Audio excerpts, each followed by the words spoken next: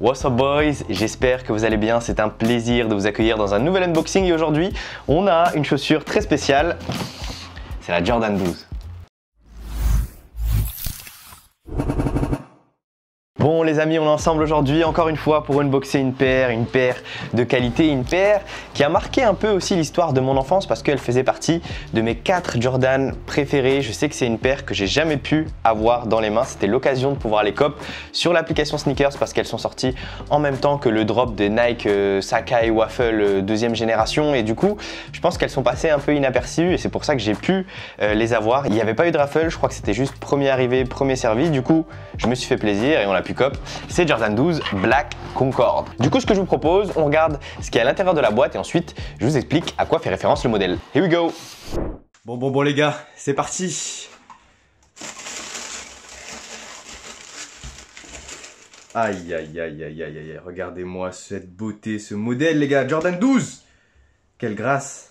Comme d'habitude les amis, n'hésitez pas à liker la vidéo et à vous abonner à la chaîne si vous êtes nouveau. Et là, je suis complètement satisfait de la paire que je suis en train de voir et que j'ai dans les mains. Cette Jordan rouge Black Concorde que je trouve juste magnifique. On a une dominante de noir sur la chaussure avec un peu de violet au niveau des passants à lacets, sur la semelle intermédiaire et au niveau de la languette à l'arrière. C'est une chaussure qui est assez mythique puisque déjà, elle est passée après la Jordan 11. Et vous savez ô combien la Jordan 11 était importante et a révolutionné le game de la sneakers.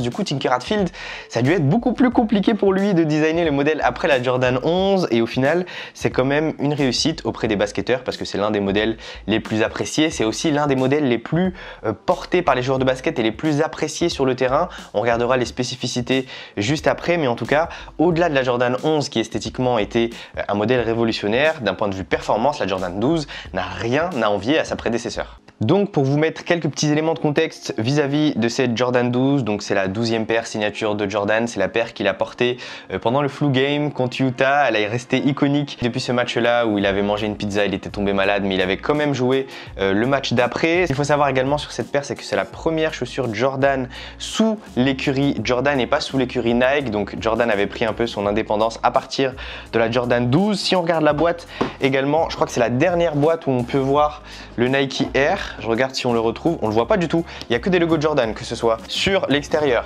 sur les côtés, de part et d'autre de la chaussure, mais c'est la dernière boîte où on avait pu apercevoir le swoosh de chez Nike. Après, toutes les autres boîtes, c'était full Jordan. Donc au-delà du flu game et de l'aspect un peu plus symbolique de la paire, elle marque aussi l'indépendance de Jordan avec sa propre écurie, avec sa propre marque. Je vous propose qu'on regarde rapidement les petits détails qui vont venir orner cette paire. On a le logo Jumpman en violet sur la languette qu'on va retrouver derrière avec cette petite bande violette, le Jordan et le numéro 23 bien évidemment. On va retrouver le Jumpman également qui est sectionné entre l'avant de la chaussure et la semelle extérieure. On a une semelle extérieure qui est séparée en deux parties avec des motifs en chevron. C'est quasiment les mêmes qui avaient été utilisés sur la Jordan 11 qui avait plutôt bien fonctionné. On a une plaque de carbone en un peu plus améliorée. On se rappelle qu'elle avait été utilisée la première fois pareil sur la Jordan 11. On a une version qui est améliorée sur cette 12 qui est mieux incorporée pour apporter plus de stabilité et surtout plus de légèreté à Jordan. On peut apercevoir pareil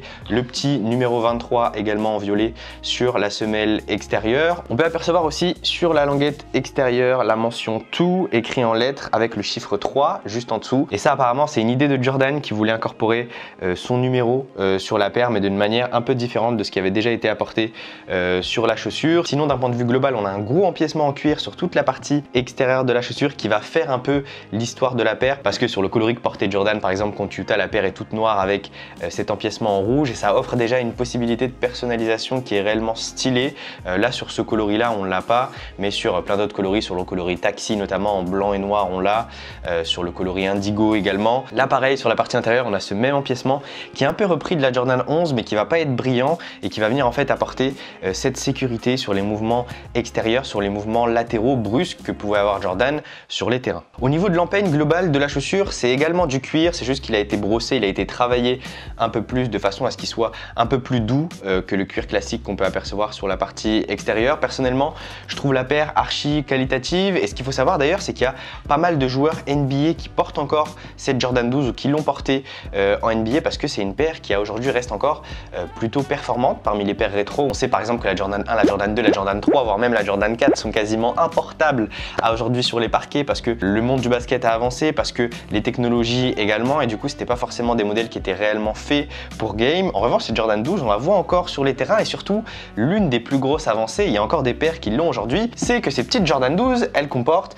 un amorti zoom sur toute la longueur, c'est-à-dire que c'est une unité qui a posé de l'avant à l'arrière. Vous savez ô combien les basketteurs l'aiment bien, vous savez ô combien j'aime bien aussi porter des chaussures avec du full length zoom. C'était une première sur les différentes chaussures de basket Jordan d'apposer l'amorti zoom. Je crois que sur les 11 premiers modèles, on n'avait jamais eu du zoom.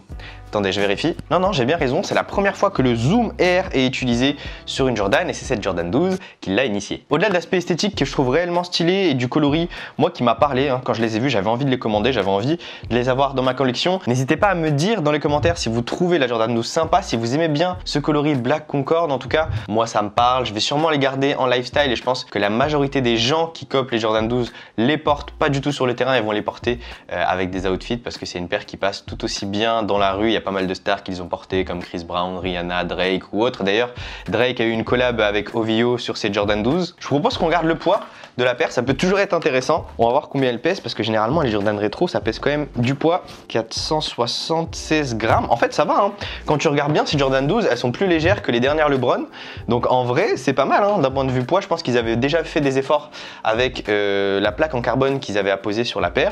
476 grammes, c'est bien évidemment au-dessus de la moyenne de ce qui se fait en 2020, mais pour l'époque je trouve que c'est plutôt pas mal.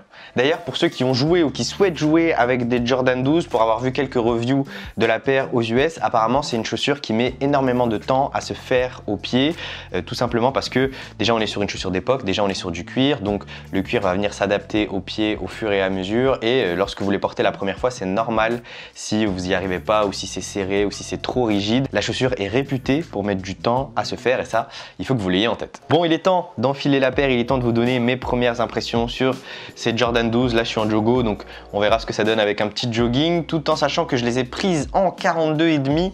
Généralement je prends du 43 pour jouer au basket. Là j'ai pris une demi-taille en dessous parce que si je les porte en lifestyle j'aurais pas besoin d'être aussi large que si je les portais sur les parquets. On regarde ça tout de suite les amis, here we go. Bon alors les gars, je l'ai joué simple.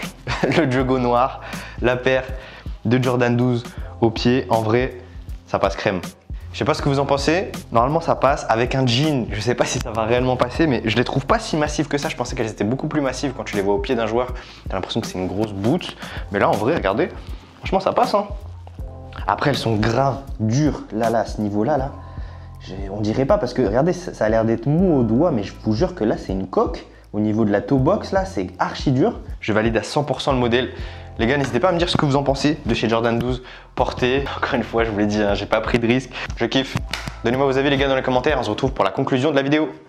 Bon les gars, c'est déjà la fin de cette vidéo. Merci à tous ceux qui sont restés jusque là. N'hésitez pas à liker, à me donner la force dans les commentaires, à partager à vos potes basketteurs. C'était un plaisir de pouvoir vous proposer cet unboxing un peu différent de ce que j'ai l'habitude de faire. Si ça vous plaît, dites-le moi en commentaire, c'est important. On se dit à très vite les amis pour une nouvelle vidéo. Prenez soin de vous, c'est important. Bang!